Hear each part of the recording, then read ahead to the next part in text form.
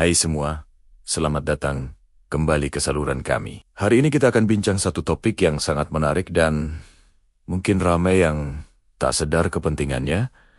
Seni mengatakan tidak, jah.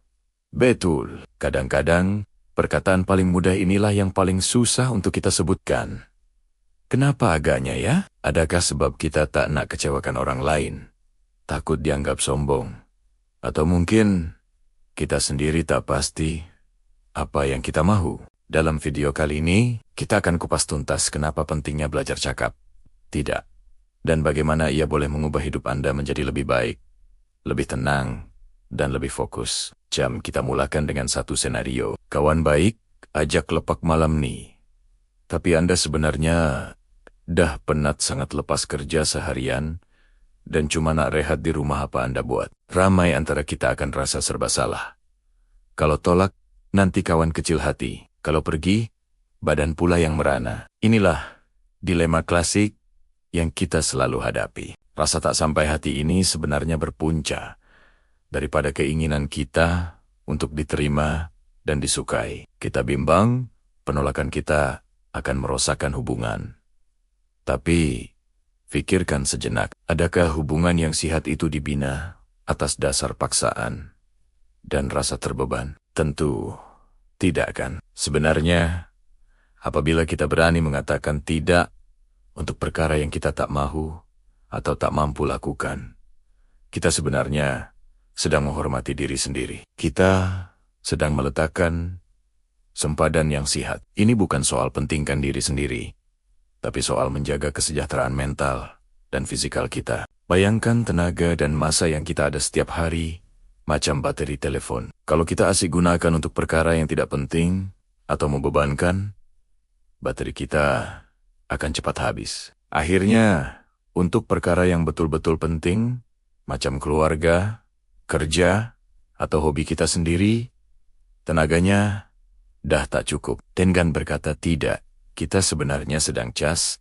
semula bateri kita untuk perkara yang lebih utama. Sekarang, mari kita lihat dari sudut pandangan orang lain pula. Mungkin kita rasa orang akan marah atau kecewa kalau kita tolak permintaan mereka. Tapi selalunya, orang yang matang akan faham. Malah, mereka mungkin lebih menghormati kita karena kejujuran kita daripada kita kata ya. Tapi buat kerja separuh hati atau lambat, lebih baik kita berterus terang dari awal. Ini menunjukkan kita seorang yang bertanggung jawab dan tahu menguruskan masa. Ingat, kejujuran itu kunci kepercayaan. Kalau kita selalu kata, ya, untuk semua benda lamu-kelamon, orang mungkin akan ambil kesempatan pula. Jadi, macam mana nak mula? Praktikan seni mengatakan tidak. Ini dengan cara yang baik dan berhemah. Pertama sekali, tak perlu gelabah. Ambil sedikit masa untuk fikih sebelum beri jawaban. Anda boleh cakap, bagi saya fikir sekejap ya, nanti saya beritahu semula. Ini memberi Anda ruang untuk menilai, sama ada Anda betul-betul mampu dan mahu melakukannya. Kedua, bila menolak, berikan alasan yang jujur tapi ringkas. Tak perlu karang esai panjang lebar. Cukup sekadar, maaf, saya tak dapat bantu kali ini sebab saya ada komitmen lain. Atau terima kasih sebab ajak, tapi saya penat sikit hari ini. Mungkin lain kali. Kunci utamanya adalah nada dan cara kita sampaikan dengan sopan, tenang, dan ikhlas. Tunjukkan yang kita hargai pelawaan atau permintaan mereka. Cuma kita tak dapat memenuhinya pada masa itu. Jika boleh, tawarkan alternatif. Contohnya, saya tak boleh tolong siapkan laporan awak hari ini. Tapi saya boleh tunjukkan cara atau sumber yang boleh bantu. Ini menunjukkan kita masih peduli, walaupun kita terpaksa menolak. Jangan lupa, senyuman juga sangat membantu. Ia boleh melembutkan sebarang penolakan. Mari kita lihat beberapa contoh praktikal dalam kehidupan seharian. Katakanlah, bos bagi kerja tambahan pada saat akhir. Sedangkan Anda dah ada banyak tugasan lain. Daripada terus terima dan kemudian stres, Anda boleh cakap dengan profesional, Tuan. Saya faham tugasan ini penting. Boleh kita bincangkan keutamaan tugasan saya yang sedia ada. supaya saya boleh pastikan semua kerja dapat disiapkan dengan kualiti terbaik. Ini bukan menolak, tapi mengajak berbincang untuk mencari penyelesaian terbaik. Ini menunjukkan Anda proaktif dan komited pada kualiti kerja. Atau dalam konteks keluarga. Mungkin ada ahli keluarga yang selalu minta bantuan keuangan sampai membebankan Anda. Ini situasi yang sangat sensitif. Anda boleh cakap dengan lembut. Saya sayang awak dan nak bantu.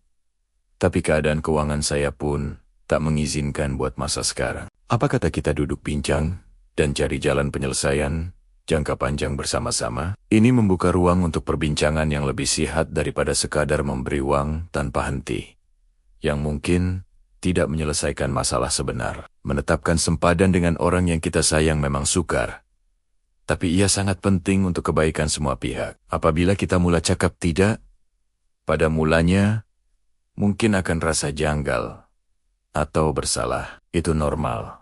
Anggaplah ia seperti bersenam. Mula-mula sakit otot, tapi lama kelemen badan jadi lebih kuat. Begitu juga dengan kekuatan mental kita. Setiap kali kita berjaya menetapkan sempadan, kita sebenarnya sedang membina keyakinan diri. Kita akan sadar yang dunia tak akan runtuh pun kalau kita tolak 1-2 permintaan. Malah, kita akan dapati kita ada lebih banyak masa dan tenaga untuk diri sendiri. Masa dan tenaga inilah aset kita yang paling berharga. Kita boleh gunakannya untuk belajar kemahiran baru, luangkan masa berkualiti dengan orang tersayang, atau sekadar berehat dan tak buat apa-apa. Ya, tak buat apa-apa pun penting tahu. Dalam dunia yang serba pantas nih, kita perlukan masa untuk recharge. Bila kita sentiasa sibuk untuk orang lain, kita lupa untuk jaga diri sendiri.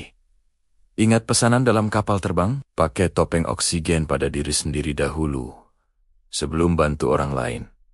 Prinsip yang sama terpakai dalam hidup. Kita tak boleh bantu orang lain kalau diri kita sendiri lemas. Satu lagi faedah besar bila kita pandai cakap. Tidak ialah ia memaksa kita untuk jadi lebih jelas tentang prioriti kita. Bila kita tak boleh kata ya pada semua benda, kita terpaksa pilih apa yang betul-betul penting. Proses ini membantu kita kenal diri kita dengan lebih mendalam.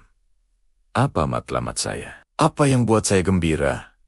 Apa yang saya nak capai dalam hidup? Bila kita tahu jawaban kepada soalan-soalan ini, lebih mudah untuk kita buat keputusan dan menolak perkara yang tidak selari dengan matlamat hidup kita. Hidup kita akan jadi lebih terarah dan bermakna. Jadi, jam kita buat satu cabaran kecil. Minggu ini, Kuba kenal pasti satu situasi di mana Anda biasanya akan terus kata, ya walaupun dalam hati rasa terbeban.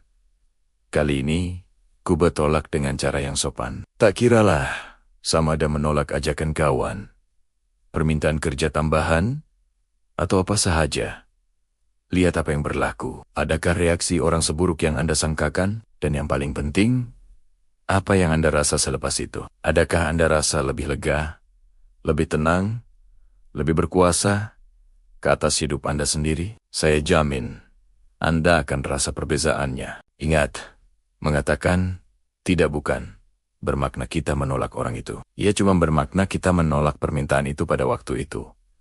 Ia adalah satu bentuk komunikasi yang jujur dan matang. Ia adalah tanda hormat pada diri sendiri dan juga orang lain. Dengan belajar seni ini, kita bukan sahaja menjaga kesejahteraan diri, tetapi juga membina hubungan yang lebih sihat dan tulen, berdasarkan kefahaman dan hormat, bukannya rasa terpaksa. Kesimpulannya, berani untuk mengatakan tidak adalah salah satu kemahiran hidup yang paling penting untuk kita kuasai. Ia membebaskan kita daripada bebanan yang tidak perlu, memberi kita lebih banyak masa dan tenaga untuk perkara yang bermakna, dan membantu kita membina sempadan yang sihat. Ia adalah satu perjalanan, bukan destinasi. Akan ada masa kita berjaya, akan ada masa kita tergelincir semula. Yang penting, jangan putus asa. Terus berlatih. Lama-kelamaan, ia akan jadi sebahagian daripada diri Anda. Anda akan jadi lebih yakin, lebih tenang, dan lebih bahagia. Terima kasih kerana menonton video kali ini. Saya harap perkongsian ini bermanfaat untuk Anda semua. Apa pendapat Anda? Adakah Anda sukar untuk mengatakan tidak? Kongsikan pengalaman atau tips Anda di ruangan komen di bawah. Saya suka baca pandangan Anda semua. Jangan lupa untuk tekan butang suka jika Anda dapati video ini membantu. Dan langgan saluran kami untuk lebih banyak kandungan menarik seperti ini. Jaga diri dan ingat, tak mengapa untuk utamakan diri Anda. Jumpa lagi dalam video akan datang. Bye.